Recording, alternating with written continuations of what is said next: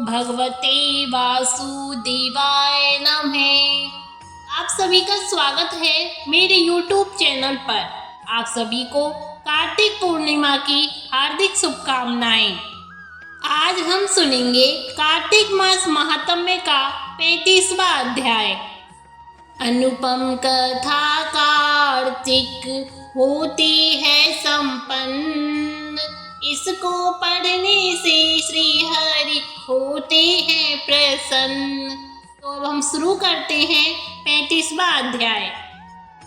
इतनी कथा सुनकर सभी ऋषि सूत जी से बोले, हे सूत जी, आप हमें तुलसी विवाह की विधि बताइए।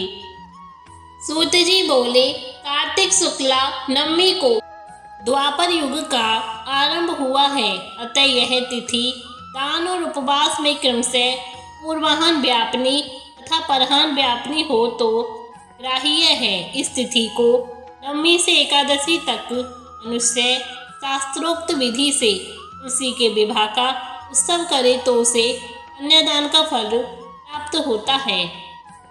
पूर्व काल में कनक की पुत्री किशोरी ने एकादशी तिथि में संध्या के समय तुलसी की वैवाहिक विधि संपन्न की।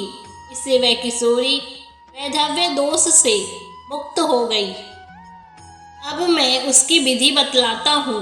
1 तोला सुवर्ण की भगवान विष्णु की सुंदर प्रतिमा तैयार कराएं तथा अपनी शक्ति के अनुसार आधे या चौथाई तोले की ही प्रतिमा बनवा ले। फिर तुलसी और भगवान विष्णु की प्रतिमा में प्राण प्रतिष्ठा करके षोडश उपचार से पूजा करें। पहले देश काल का स्मरण कर के गणेश पूजा करें।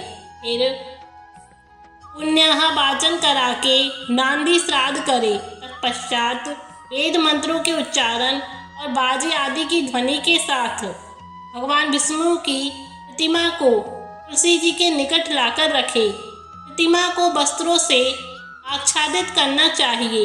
उस समय भगवान का आवाहन करें, भगवान केशव आइए, देव मैं आपकी पूजा करूँगा, आपकी सेवा में तुलसी को समर्पित करूँगा, आप मेरे संपूर्ण मनोरथों को पूर्ण करें। इस प्रकार आवाहन के पश्चात 3 बार अर्घ, पाद और विष्टर का उच्चारण करके इन्हें बारी बारी से भगवान को समर्पित करें। फिर आचमनीय पद का 3 बार उच्चारण करके भगवान को आचमन कराएं। इसके बाद कांसे के बर्तन में दही, घी, मधु रखकर उसे कांसे के पात्र से ही ढक दे तथा भगवान को अर्पण करते हुए इस प्रकार कहें, वासुदेव आपको नमस्कार है, यह मधुपर्क ग्रहण कीजिए। तदंतर हरिद्रा लेपन और अभ्यंग कार्य संपन्न कर गोधूली की बेला में तुलसी और विष्णु का पूजन पृथक पृथक करना चाहिए। दोनों को एक दूसरे के सम्मुख रखकर मंगल पाठ करें। जब भगवान सूर्य कुछ कुछ दिखाई देते हो तो कन्यादान का संकल्प करें। अपने गोत्र और प्रवर का उच्चारण करके आदि की 3 पीढ़ियों का भी आवर्तन करें।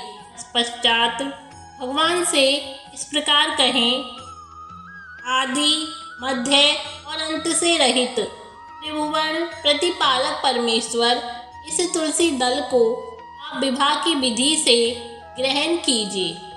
यह पार्वती के बीज से प्रकट हुई है, वृंदा की भस्म में स्थित रही है तथा आदि, मध्य और अंत से शून्य है। आपको तुलसी बहुत ही प्रिय है, अतः इसे मैं आपकी सेवा में अर्पित करता हूँ।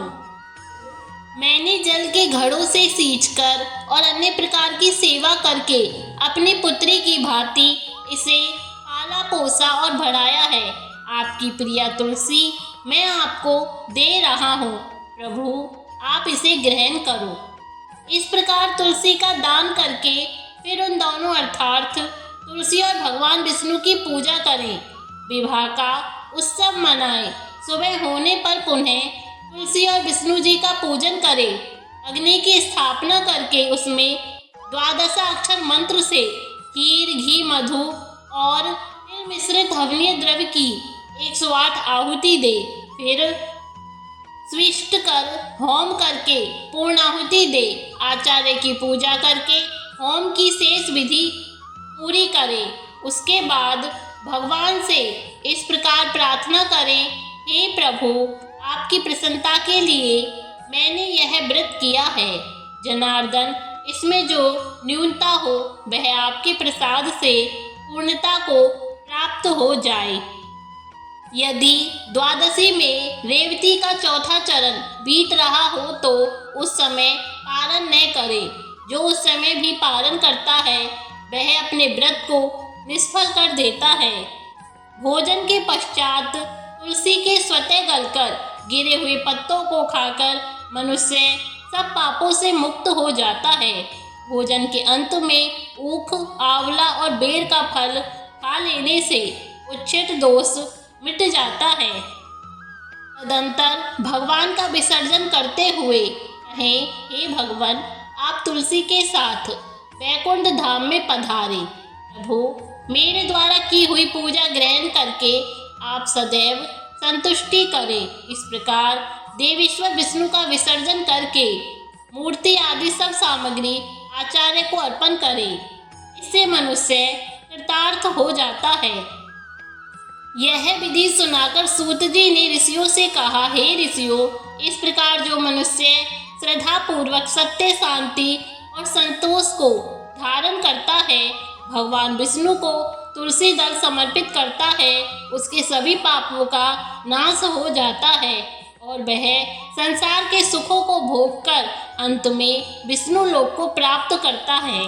हे ऋषिवरों, यह कार्तिक महात्म्य में सब रोगों और संपूर्ण पापों का नाश करने वाला है। जो मनुष्य इस महात्म्य को भक्ति पूर्वक पढ़ता है और सुनकर धारण करता है वह सब पापों से मुक्त हो भगवान विष्णु के लोक में जाता है। जिसकी बुद्धि खोटी हो तथा जो श्रद्धा से हीन हो, ऐसे किसी भी मनुष्य को यह महात्म नहीं सुनाना चाहिए। इति श्री कार्तिक मास महात्म 35वां अध्याय समाप्तम। श्रीमन्नारायण नारायण हरि हरि, श्रीमन्नारायण नारायण हरि हरि।